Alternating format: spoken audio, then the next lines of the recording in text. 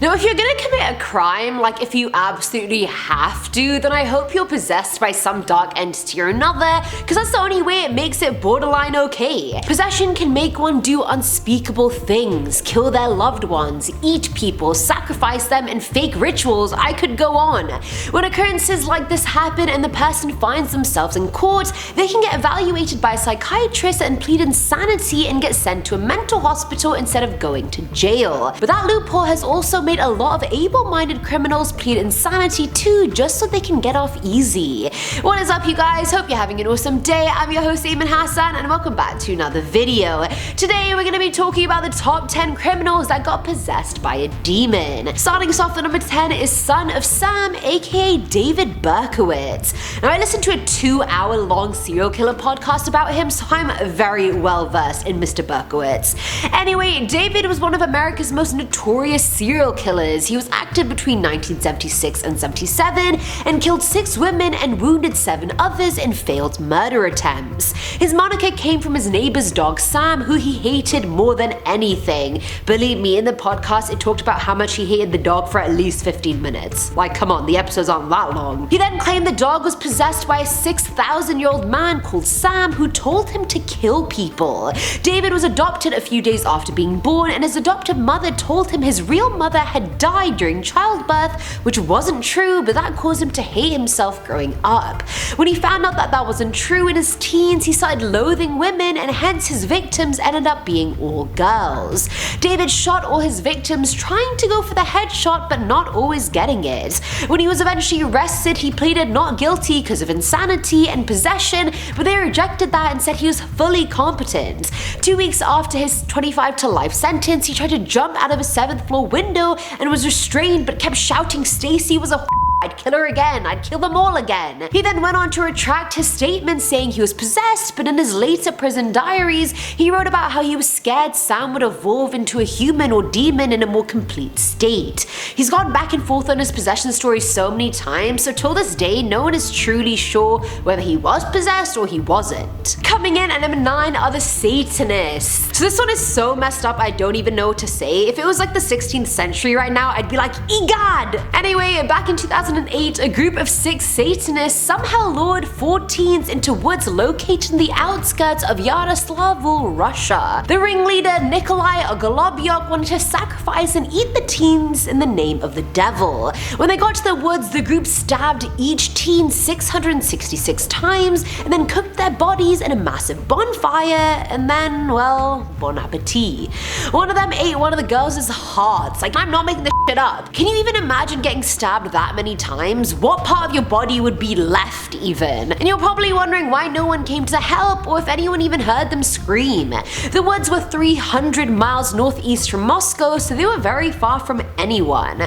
Their group also crucified a rat on an upside down cross, which was just a horrible cherry on top. The group then buried the rest of the body parts in a 250-meter pit, and when the corpses were finally found, the group started getting arrested one by one. When interrogated, one of the teens said, "Satan will help me to avoid responsibility. I made lots of sacrifices to him." Another one said, "I tried to turn to God, but it didn't bring me any money. I prayed to Satan and things improved." These people literally blamed Satan for being the reason behind the murders, and I feel like the devil sent his minions to possess these teens, because I don't see how anyone else could do this otherwise. At number 8, we have the trial of ARNE Cheyenne Johnson. Now, this was the first case in America to use the devil made me do it defense in a murder trial, so it's a pretty big deal. Back in 1981, Johnson went for dinner with his fiancée Debbie and then landlord Alan Bono and a few others. All of a sudden, Johnson started stabbing Bono with a pocket knife and he ultimately died in the restaurant. In his trial, Johnson pleaded not guilty because he claimed he was possessed when the murder took place and cited his connection with Debbie's brother David and called the Warrens to the trial to testify. And by Warrens, I mean Ed and Lorraine Warren, the paranormal investigators and authors. A year earlier, David had started seeing demons that that looked a bit like the thing from Insidious, and there was no explanation for all the bruises and scratches that were found on his body. Johnson and Debbie enlisted the help of a priest, but this only angered the spirit even more, who then made David speak in multiple voices and hiss at them. He said he felt like he was being choked by something and he had red marks on his neck despite no one having touched him. They called the Warrens, who dispelled the demons from the boy's body, but then they all went into Arne's body instead. After teaming up with the Diocese of Bridgeport and some priests, they got rid of 40 demons in Arne's body. In the end though, the court still found him guilty of first-degree manslaughter. Yikes. I feel like how though, like 40 demons? Clearly the guy's not at fault. Filling at number 7 slot is Tommy Smith. Back in Feb of 2015, 17-year-old Tommy was having an absolute nightmare of a day. 65-year-old Peter Chern drove a Range Rover, and that day Tommy wanted nothing more but the keys to his car and was prepared to steal them to get them. While he was attempting to break into the car, Peter came up from behind him to try and stop him, and Smith lost it. He pulled out his knife and stabbed Peter in the neck, the heart, chest, arms, back, everywhere. The stabbing frenzy was so haphazard that he actually broke the knife in half. Keep in mind, Tommy was very troubled. He had already been convicted of 57 offenses, but the poor boy had also been diagnosed with paranoid schizophrenia, which is a huge detail that turns this whole case around. The next year, Tommy went on trial for attempted murder, and he pled insanity and claimed a demon had possessed him the day of the incident. And I don't know if he was possessed, but I do know that mental disorder can really make you believe horrible things that aren't real. The court didn't believe him, but because of his diagnosis, he was cleared for murder but convicted for burglary and bodily harm.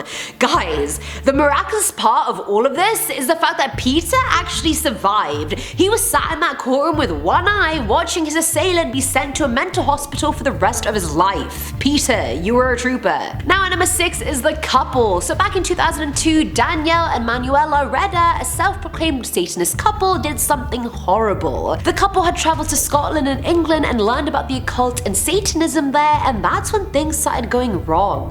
The couple chose their friend Frank Hackett to sacrifice since he was quite funny, and they thought he'd be hell's perfect court jester. Wow, not a good time to be funny. They proceeded to stab him 66 times during the ritual and were wearing very over-the-top costumes. Daniel claimed the couple wasn't responsible for the murder since they were simply acting on the devil's orders, which were kill, sacrifice, bring souls. Apparently Satan had been watching the incident take place and was just stood there smiling. News of the murder only came after Manuela sent a letter to her mum saying, "I'm not of this world, I must liberate my soul from the mortal flesh." Manuela, what the hell does that mean? Are you Satan immortalized? Either way, the couple was convicted and found guilty, so that's that. Coming in at number 5 is Dorothy Talbye. So this may be one of the earliest American cases of trialing an insane person, if not the earliest one. Back in 1638, Dorothy Talbye was known as a polite, respectable woman, you know, part of the Salem church, had a 3-year-old daughter, was quite trustworthy. But slowly, over time, she started becoming depressed and would burst into fits of anger and violence. Dorothy became delusional and tried to kill her own husband at one point, and during another fit, she refused to eat meat because God had apparently told her that meat was from Satan. Eventually, after refusing help, she was cast out of the church and bound to a post and whipped until she changed her way of thinking. The woman was possessed by some demon or another because then in November of that year she killed her daughter Difficulty by breaking her neck. Yes, her name was Difficulty. We don't need to joke about that, even though I've made many jokes in my head. We don't joke about the dead. Now Dorothy confessed at her trial after being threatened to be stoned, but keep in mind back then there was no difference between criminal behavior and insanity. Law was more biblical, so the punishment for murder was death. An eye for an eye. Puritan Governor John Winthrop said death was the only way for her since she was possessed by Satan himself. At number 4 is Michael Taylor. This one is a bit gruesome, so prepare yourselves, people. Michael Taylor became known after the Ossett murder case. He lived in Ossett with his wife Christine, and both belonged to a Christian fellowship group. Slowly but surely, Michael started displaying erratic and socially distant behavior, which is never a promising sign, is it? Like, that's never good. In one meeting at the church, Christine accused him of cheating cheating on her with the leader of the group, Marie Robinson, to which he reacted by verbally attacking her and Marie. His behavior declined further and he admitted that he felt evil within him, and then it was decided he had to be seen by some priests. Well, go figure, you've gone a bit loony, mate. His exorcism took all night and they managed to pull 40 demons from his body, but several still stayed inside him. After a long holy night, they sent him home hoping for the best, but then he proceeded to violently murder Christine by tearing her eyes and tongue out, almost tearing her face off completely, and then strangling the family poodle to death. What did the poodle do? Like, honestly, what did the poodle do? He was arrested after authorities found Taylor wandering the streets naked and covered in blood. During his trial, he pleaded insanity and was sent to Broadmoor for a while, but upon his release, he got arrested again for touching a teen indecently. So, all in all, Michael's life just hasn't been great. Filling at number 3 slot is Sean Sellers Part 1. So some people are really the spawn of Satan, and 16-year-old Sean is definitely his favorite child. So back in September of 1985, Sean murdered a convenience store clerk called Robert Bauer, while his best friend Richard Howard just stood there and watched. When giving his testimony during Sean's trial, he said Sean did it because he wanted to see what it feels like to kill somebody. Okay, Robert, and you just sat there and watched? You just let him act on that and let him kill someone? You were the friend your parents asked, like, oh, would you just follow them if they jumped off a cliff? You are that friend who jumps off the cliff. Idiot. Now, the following year in March, Sean went on to shoot his mum and stepdad to death with a handgun and did so in his underwear so blood wouldn't get on his clothes. He staged the whole thing to look like an intruder had done it, but we know by now that these setups always get exposed. And thus, that was very much the end of Sean's free life. But let's think about this. A lot of factors led to Sean ending up the way he did and his instability. His mum Vonda was 16 when she had him, and his dad was an alcoholic who then abandoned the family when Sean was only 3.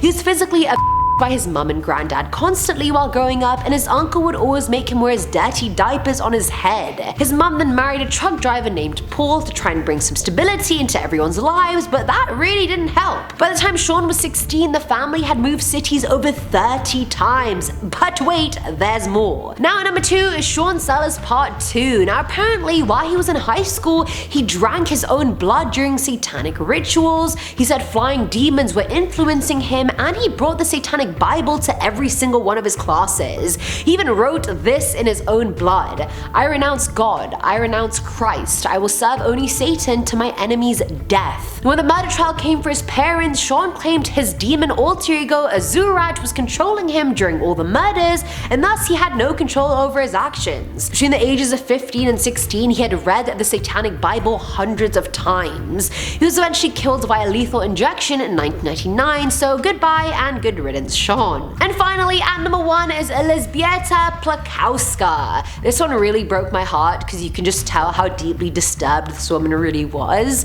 So back in October of 2012, Naperville native ELIZBIETA started hearing voices in her head telling her that his son Justin and his friend Olivia were both possessed by demons. The voices kept telling her that killing them was the only way to salvation, so she did it.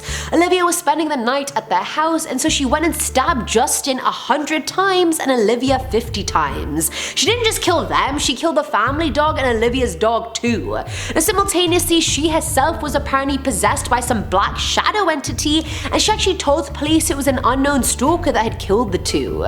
When she finally went to trial, she pled not guilty due to insanity, and her defense team claimed she had had a psychotic break the night of the terrible events. In the end, she was sentenced to life for the 2 murders and 1 count of animal cruelty. Like, I get the voices were telling her that the kids were possessed, but they said nothing about the dog, so why would she kill them? Just let them free, open the door, let them run away. And that is it for today's video, guys. Demonic possession is not a joke. It will make you kill people or eat people or believe in Satan and become a Satanist. There's a lot of cons to this. As always, I'm your host Eamon Hassan, and I'll catch you in the next one. Bye! If it was like the 16th century right now, I'd be like, egad! I just really had to include that. I found it so funny when it came to me. Like, have you ever read like a Shakespeare like play and someone's like, egad? It's like, what the hell is that? The ringleader Nikolai Ogoloblo, while his best friend Richard Blanchett, he was best friend.